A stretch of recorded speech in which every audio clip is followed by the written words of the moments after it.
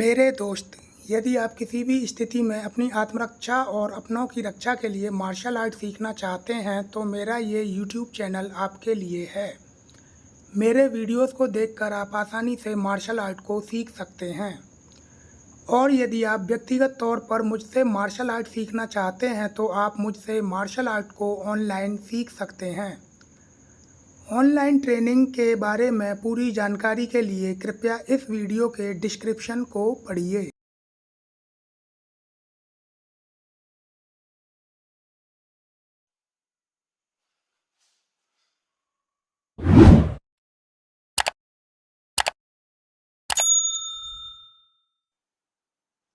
नमस्कार, मैं हूं प्रभात और इस वीडियो में मैं आपको बताने जा रहा हूं जैव पंच के बारे में कि जैव पंच को किस तरह से थ्रो किया जाता है।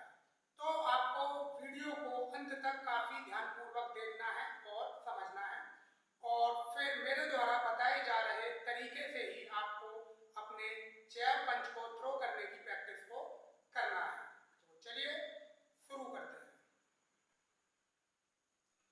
ओके, तो जैव पंच को थ्रो करने के लिए सबसे पहले आपको अपनी प्रॉपर फाइट पोजीशन को बना लेना है।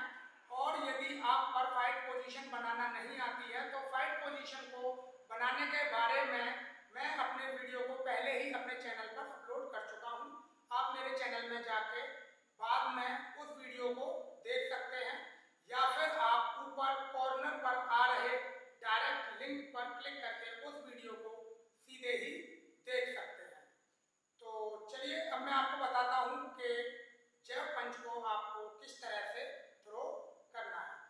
तो थ्रो करने के लिए आपको अपनी प्रॉपर फाइट पोजीशन को बना लेना है।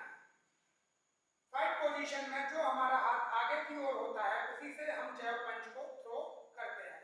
तो इस पंच को सीधा सामने की ओर थ्रो किया जाता है और किस तरह से थ्रो किया जाता है वो अब आप ध्यानपूर्वक देखिए।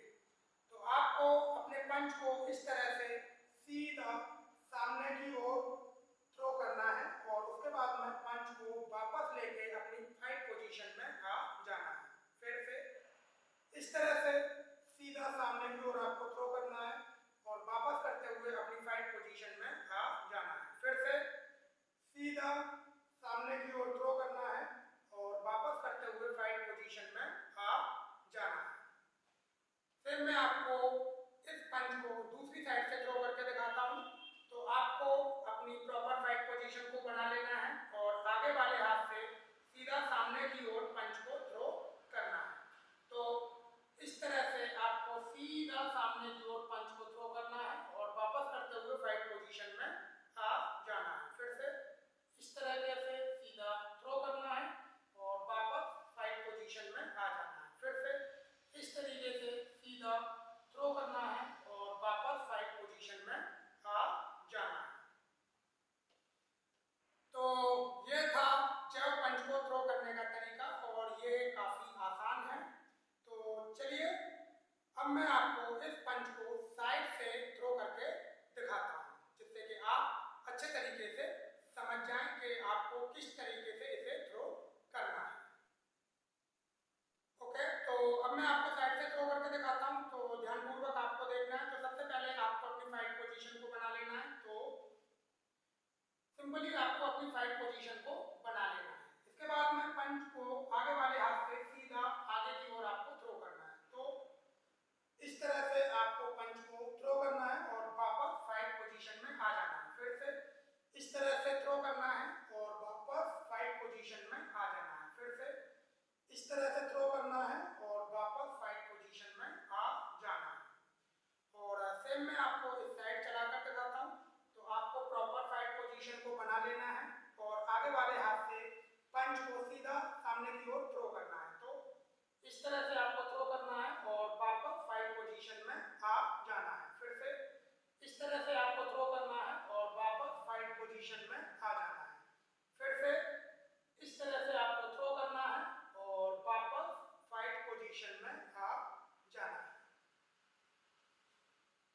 तो मैंने आपको बताया पूरे तरीके से, साइड में मैंने आपको दिखाया कि किस तरीके से आपको पंच को थ्रो करना है। तो यही है मार्शल आर्ट में जैव पंच को थ्रो करने का तरीका।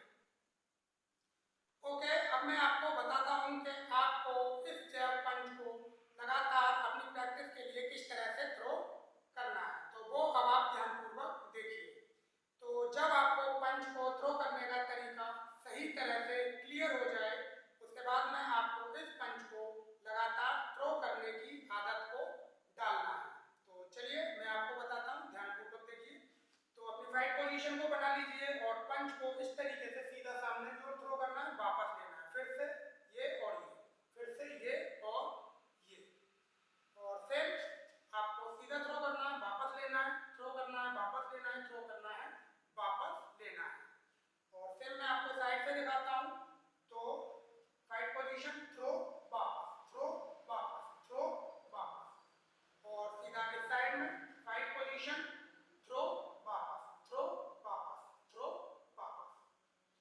तो इस तरीके से आपको इस पंच को लगातार थ्रो करने की प्रैक्टिस को करना है। और अब मैं आपको बताऊंगा कि आपको इस पंच को तेजी के साथ में कैसे प्रैक्टिस करना है। ओके, तो जब पंच को तेजी से थ्रो करने के लिए आपको अपनी फाइट पोजीशन को बना लेना है और सही मूवमेंट के साथ में पंच को तेजी से थ्रो करना है। तो ये फिर से ये और सेम फाइट पोजीशन को बदल के फिर से आपको पंच को सही मूवमेंट के साथ में थ्रो करना है। तो ये फिर से ये इस तरह से आपको पंच को थ्रो करना है। फिर मैं आपको साइड में दिखा देता हूँ। तो इस तरीके से ये और इस साइड में आपको दिखाता हूँ। तो फाइट पोजीशन और ये इस तरह से आपको इस पंच को तेजी से थ्रो करने की प्रैक्टिस को करना है। ओके, तो ये था मार्शल आर्ट में जैव पंच को थ्रो करने का तरीका जो मैंने आपको बताया।